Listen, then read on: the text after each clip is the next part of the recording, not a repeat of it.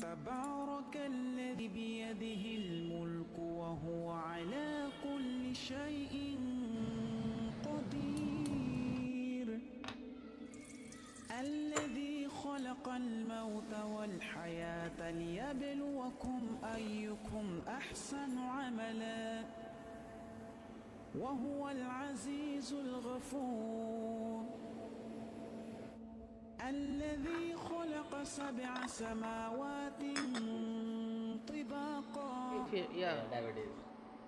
ما ترى في خلق الرحمن من تفاوت فارجع البصر هل ترى من فطور ثم ارجع البصر كرتين ينقلب إليك البصر خاسئا وهو حسير ولقد زينا السماء الدنيا بمصابيح وجعلناها رجوما للشياطين وأعتدنا لهم عذاب السعير وللذين كفروا بربهم عذاب جهنم وبئس المصير إذا ألقوا فيها سمعوا لها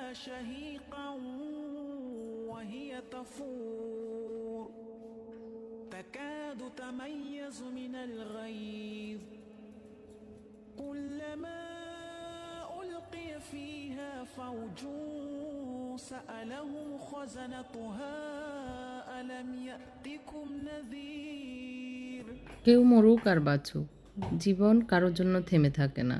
জীবন জীবনের গতিতে চলে।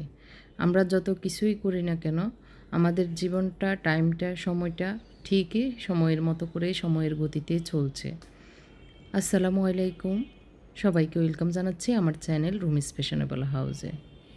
আমি ফারহানা ইয়াসমিন রুমি আপনাদের মাঝে আরেকটি ব্লগ নিয়ে এসেছি। আশা করি প্রতিদিনের ব্লগের মতো আজকের ব্লগটিও আপনাদের ভালো লাগবে।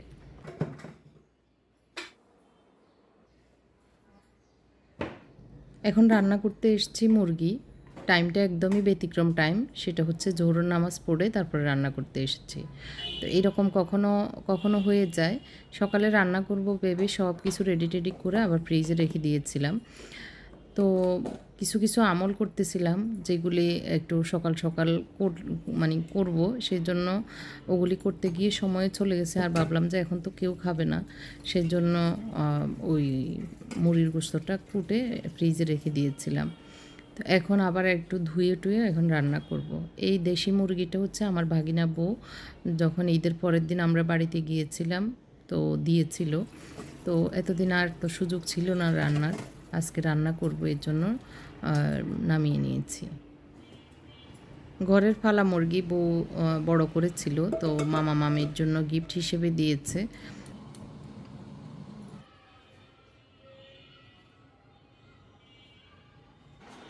Hello chimney, high speed, light on.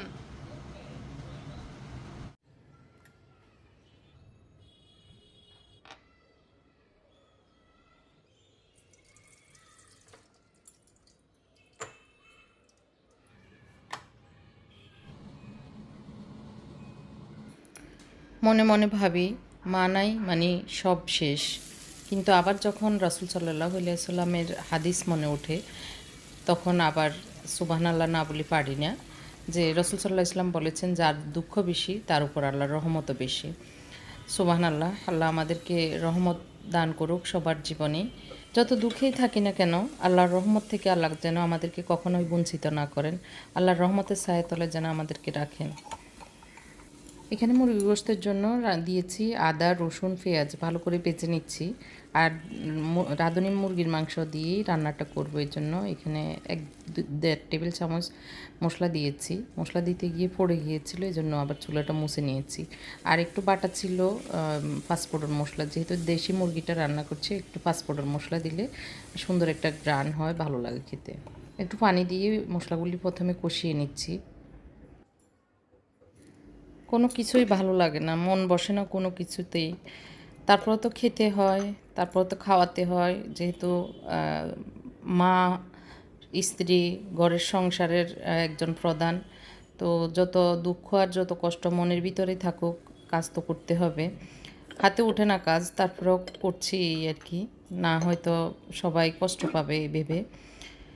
সারাক্ষণ শুধু দিবানিশি প্রতিটা মুহূর্তে শুধু মায়ের কথা মনে পড়তেছে, মায়ের স্মৃতি শুধু মনের ভিতরে, মাথার ভিতরে ঘুরতেছে, ঘুরপাক করতেছে। যত কাজ করি, যত আমল করতেছি, নামাজে যে অবস্থায় থাকি না কেন, সার্বক্ষণ শুধু আম্মার স্মৃতি, আম্মার কথা, আম্মার ছবি চোখের সামনে মনের ভিতরে ভেসে ওঠে। তো তারপরে তো আমাদেরকে খেতে হবে, চলতে হবে, বাঁচতে হবে, মায়ের জন্য দোয়া করতে হবে। শুধু স্মৃতিচারণ আর বসে বসে বিলাপ, তারপরে ওই সব চিন্তা করে তো সময় কাটালে হবে না। ওনার আমল বন্ধ হয়ে গেছে, নিজের আমল। আমরা এখন সদগায়ে জারিয়া সন্তানেরা আমরা আমল করে ওনার কবরের আযাব থেকে মুক্তি পাওয়ার জন্য দোয়া করতে হবে। ওনাকে আল্লাহ যেন শান্তিতে রাখে। উনি যেভাবে আদর মমতা সোহাগ দিয়ে আমাদেরকে বড় করেছেন, আল্লাহ পাক যেন ওনাকে ওই রকম দরদ দিয়ে ওনার কাছে, আল্লাহর কাছে, আল্লাহর রহমত দিয়ে, আল্লাহর মেহেরবানি দিয়ে আমার মাকে যেন শান্তিতে রাখেন, এই দোয়া সর্বক্ষণ করতে হবে। তো দোয়া করতে হলে আমাদেরকে অ্যাক্টিভ থাকতে হবে, চিন্তামুক্ত থাকতে হবে। তারপরে আমল বেশি বেশি আমল ফাটাতে হবে, সদগা করতে হবে। তো এগুলির জন্য আমরা নিজেদেরকে অ্যাক্টিভ রাখতে হবে, শুধু শোক পালন করলে হবে না। আল্লাহর রাসূল বলেছেন যে কেউ মৃত্যুবরণ করবে 3 দিন শোক পালন করবে। যদি সেক্ষেত্রে আরেকটা আছে, যদি স্বামী মারা যায় স্ত্রী, সেক্ষেত্রে 4 মাস 10 দিন শোক পালন করতে পারবে। তাও মানে ইদ্যত যেটাকে বলে, তাও ঘরের ভিতরে থেকে নিজের আমল আকলাক করতে হবে। তো যাই হোক, এগুলো অনেক বিষয়, অনেক কিছু আছে। তো 3 দিন শোক পালন করতে হবে, এর বেশি করা যাবে না। স্বাভাবিক জীবনে আমাদেরকে ফিরে আসতে হবে। সার্বক্ষণ যার যে চলে যায় সে বুঝে এই হারানোর ব্যথা বেদনা কী, সে জানে। তো এই সব আসলে বললে কেউ বুঝবেও না, যে সইছেন সেই জানেন। তো আমার এখানে অনেকেই কমেন্ট করছেন, আমি এখন দেখি যে আমি তো কোনো আসলে যারা আমার এই ভিডিও দেখছেন বা কমেন্ট করেছেন, আমি মনে করি আমি আলহামদুলিল্লাহ, আল্লাহ পাক আমার মাকে অনেক দিন আমাদের মাঝে রেখেছেন। অনেকে আছে অল্প কিছুদিন দেখেছেন মাকে, অল্প সময়ে হারিয়ে ফেলছেন, অনেক বছর আগে হারিয়ে ফেলছেন। তো তাদের থেকে তো আলহামদুলিল্লাহ আমরা ভালো ছিলাম মাকে নিয়ে। এগুলি যখন আপনাদের কমেন্টগুলি পড়ি, তখন আল্লাহর শুকরিয়া আদায় করি যে আলহামদুলিল্লাহ আমরা তো অনেক ভালো ছিলাম, মায়ের সাথে অনেক দিন কাটিয়েছি।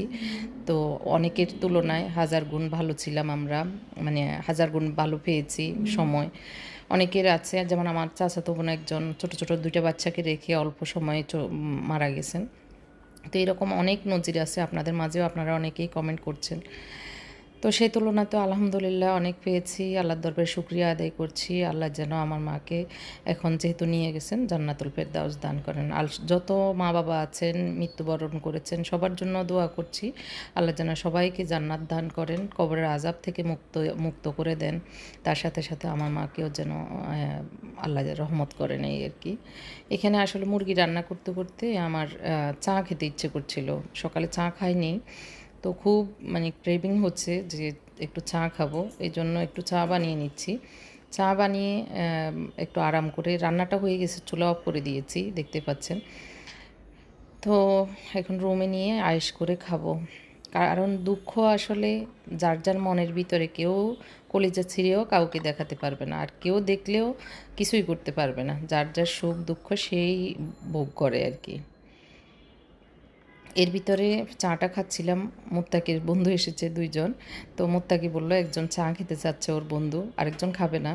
তো এই জন্য ওকে আবার 1 কাপ চা বানিয়ে ওদের 2 জনের জন্য নাস্তা দিয়ে দিচ্ছে। আর ওরা কি যেন অর্ডার করেছে অনলাইনে, ফুড পান্ডায় আর কি। তো ওগুলি আসবে, তার আগ দিয়ে হালকা একটু নাস্তা দিয়ে দিচ্ছি।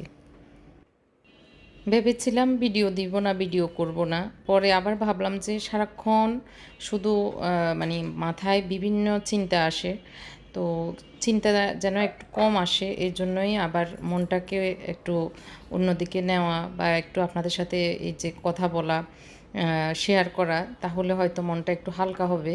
এই জন্যই আসলে ভিডিও দিচ্ছি বা ভিডিও করছি, কারণ আমার ব্যবসাটাও আমি আম্মার জন্য, আম্মার খেদমতের জন্য স্টপ করে রেখেছিলাম। স্টাফদেরকেও ছুটি দিয়ে রেখেছি। তো যারা কাজ করে সারাক্ষণ অ্যাক্টিভ থাকে তারা আসলে অবসর থাকতে পারে না, এটাই হলো মেন কারণ। তো হয়তো অনেকের মনে আসতে পারে হয়তো টাকার জন্য আপু মনে ভিডিও দিচ্ছে, আসলে এইখানে যে টাকা আসে সেই টাকার যে অনেক বেশি আমার ব্যাংক ব্যালেন্স বা একদম বাড়ি গাড়ি হয়ে যাবে তা না, জাস্ট আমার মনের খোরাকের জন্য, মনের তৃপ্তি, মনের একটু স্বাভাবিক থাকার জন্যই আসলে এই ভিডিও দেওয়া। তো যাই হোক, এর ভিতরে ওদের খাবার আসছে, আর মোত্তাকি ইউনিভার্সিটির ওর কি যেন হয়েছে সেইগুলি বলতেছিল। একটা মজা পাওয়ার কি, অসুস্থ হয়ে গেছে, এই যে এটা করছে এটার বিনিময়ে হে হাইব, তোমরা আসলে তোমার।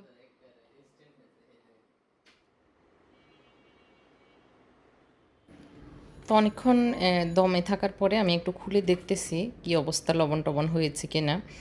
রাতেই খাওয়া হবে।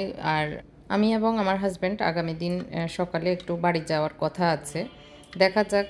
এই জন্যই রান্না করে দিচ্ছি আর কি, বিকেল টাইমটায় রান্না করে রেখে যাবো, ছেলেরা থাকবে, ওরা খাবে।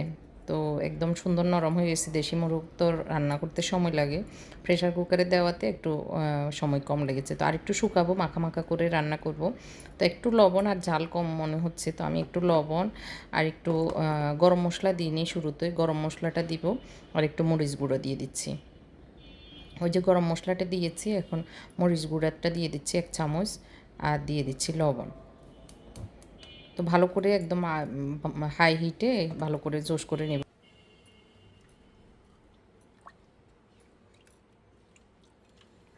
তো এর ভিতরে আসরের নামাজের আজান দিয়েছে, আমি নামাজও পড়ে নিয়েছি। তো একটু ওইগুলি হতে থাকুক, তার আগ দিয়ে আমি একটু সূরা ইয়াসিন পড়বো। তো এখন মনে হলো যে একটু আগরবাতি জ্বালিয়ে দিই, একটু গ্রান হবে, আর সূরা পড়তেও ভালো লাগবে, কোরআন শরীফ পড়তেও ভালো লাগবে। যদিও এটা কোনো বাধ্যবাধকতা নাই, তো আজকে কেন যেন মনে হলো আর কি। এটা আমি ইন্ডিয়ার জয়পুর থেকে এনেছিলাম, তো অনেক দিন হয়েছে আসলে ইউজ করা হচ্ছে না। আর এটার ভিতরে যে আগরবাতিগুলি সেগুলিও ইন্ডিয়া থেকে এনেছিলাম, দিল্লি থেকে। তো এখানে কয়েক রকমের এনেছি, এগুলি হচ্ছে চিকন, এগুলির যে দানিটা সেটা আরেকটা আছে, সেটা আজকে ওইটা নিয়ে নিই। আরেকটা আছে মোটা আগরবাতি আর কি, তো সেটা নিচ্ছি। এগুলির স্মেলগুলো আমি দেখে দেখে এনেছি, কারণ সব স্মেল আমার ভালো লাগে না। যেটা একদম ভালো লাগে, ঘরের ভিতরে অন্যরকম একটা স্নিগ্ধতা ছড়াবে, সেই মানে গ্রানেরগুলি নিয়েছি। তো ওইটাও ইউজ করেছি প্রথম দিকে আর কি, এখন অনেক দিন আসলে করা হয়নি। আমার সেবায় গত 4 মাস আর কি, একদম সব কিছু মনে হয় যে ভুলে গিয়েছিলাম। তো কোনো কিছুই, ঘর সংসার, তারপরে কোনো কিছুই আমাদের মনে হয় যে আমরা মানে জানি না, এরকম হয়ে গেছি। সব কিছু ভুলে গিয়ে শুধু আম্মাকে নিয়েই ছিলাম, একটা ট্রমার ভিতরে, একটা ঘোরের ভিতরেই ছিলাম। প্রাণপণ চেষ্টা ছিল আম্মাকে সুস্থ করে তোলা, ডাক্তারের কাছে যাওয়া, আল্লাহর কাছে সাহায্য চাওয়া দিবানিশি। তো আল্লাহ যেটা ভালো মনে করেছেন আমাদের জন্য, মায়ের জন্য, সেটাই করেছেন, আল্লাহর দরবারে শুকরিয়া। তো এখানে হচ্ছে ওই যে আমি এটা একটু চিকন, তো এই জন্য একটা আতরের মুখ নিয়েছি, নিয়ে সেটার ভিতরে দিয়ে দিয়েছি যাতে একটু খাড়া থাকে আর কি। আর ওইটা স্টিলের ছিল, যার কারণে ফুটবেও না। তো মুনতাসিরও এসে দেখতেছে ওর এই গ্রানটা একটু ভালো লাগে, এই যে শুকতেছে ভালো করে। আগেও দিতাম যে, তো ও বলতো, তো আমি ওর দিকে একটু করতেছি আর কি।